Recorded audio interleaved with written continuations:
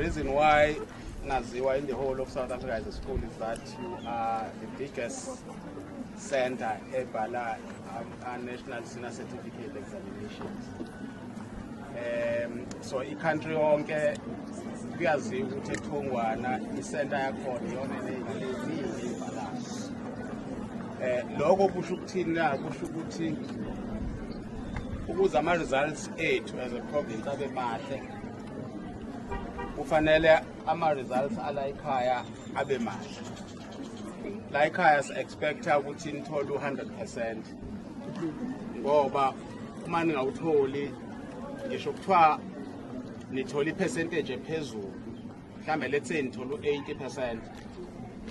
U-80% kunina la njengoba ningaka nje ungasho ukuthi inqwaba yezingane aziphasanga ngoba ungasho ukuthi ake kube nje kuthiwa benu-800 manithole u-80% kuney'ngane ezilapha more than about 400 engaba kuthiwa zifeyilile aziphasanga, noma about 200 ongathiwa zifeyilile, kodwa kube i-percentage ibukeka inkulu, but lwa 20% wena ongaphasanga wenza inamba enkulu yabantwana abangaphumelelanga.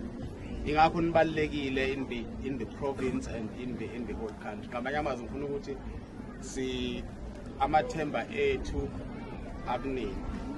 Ngenhlanhla ke kodwa over years we've seen ukuthi ozakwenu osisipeni nobhutibeni abebefunda kule sikole benza kahle. Asinaso isizathu ke sokuthi sibe novalo.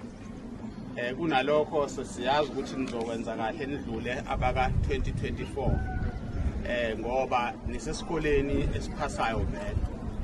Nginesiqiniseko nje sokuthi namhlanje umaths paper 2 awuniphathanga kabi kakhulu.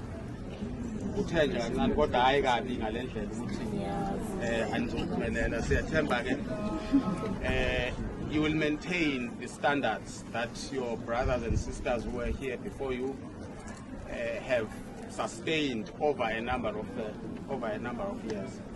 Okwesibili ke ngifuna ukusho nje ukunifisela okuhle nonke, knowing that nizophumelela, nifisela okuhle uma seniya kuma tertiary institutions lapho niyofunda khona nisimele kahle siThongwana High School. Ni senze proud okokuqala nje ngoJanuary nisenze proud makuphuma ama-results ngokuthi sithole 100% la kule sikole, ngoba manenze njalo the whole province will do well.